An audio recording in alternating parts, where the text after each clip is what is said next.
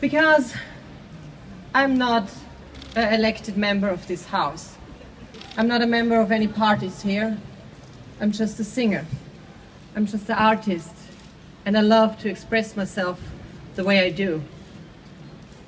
And I feel good. I feel great.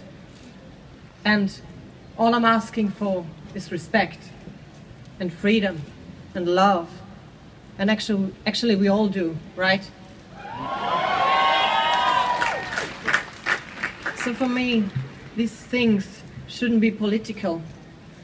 These things are simply human. So,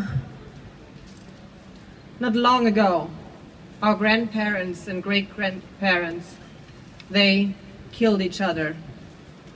They experienced a horrible time.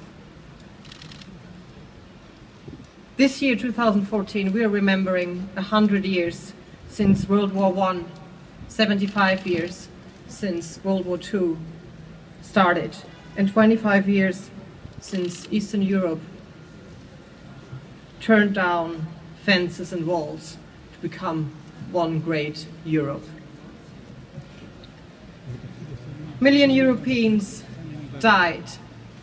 They were killed by weapons. They were murdered in concentration and death camps just because they were what they were, what they couldn't change. They were Jews. They had black skin. They loved the same sex. And they just asked for one simple thing: freedom. After all these years, something great happened. Something extraordinary happened.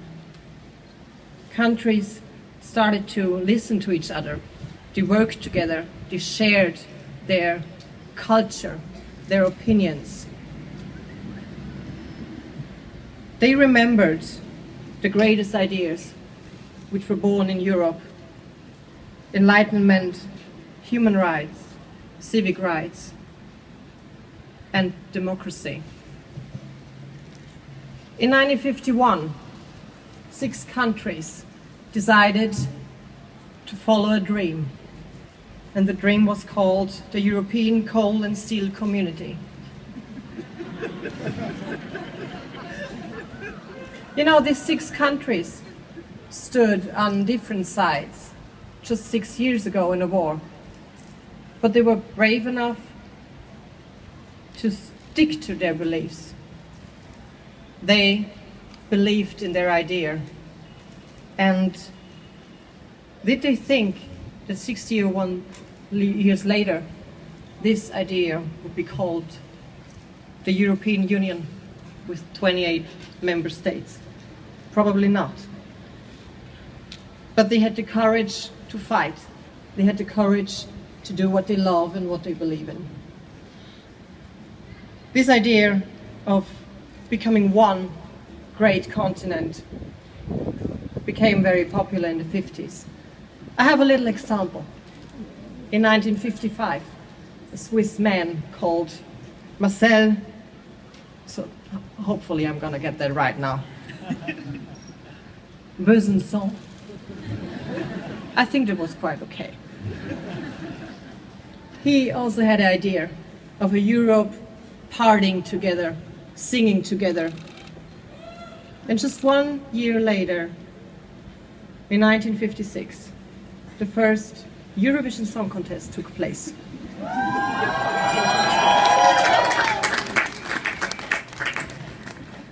It may be a simple example, but you know what I mean, right? So,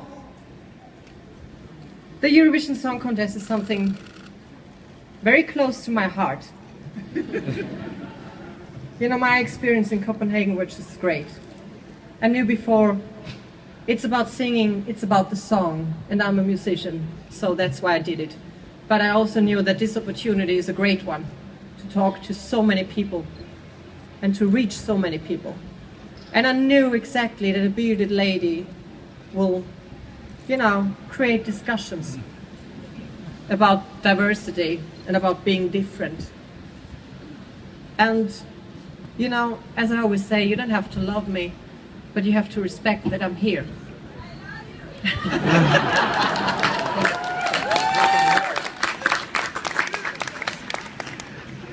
And that's the thing.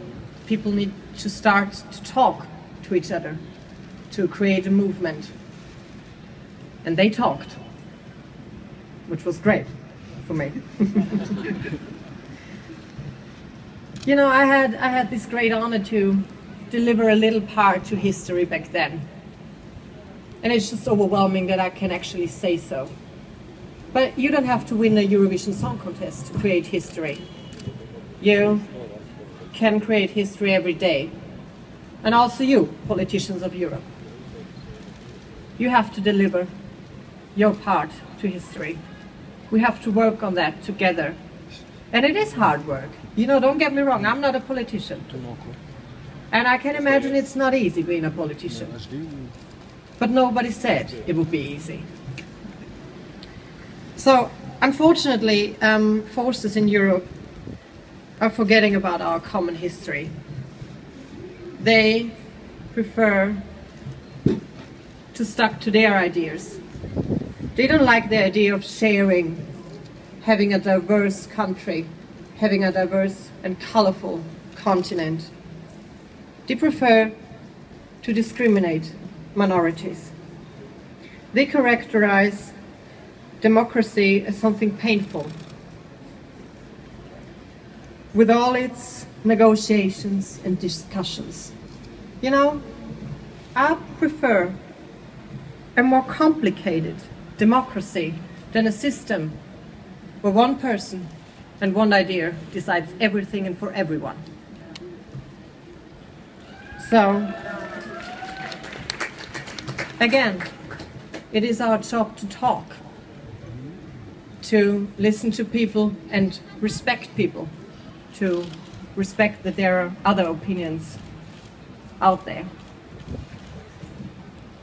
So, if we Europeans believe in this Europe where everybody can live in freedom and peace and just having a great time, you know, you just got one life, right?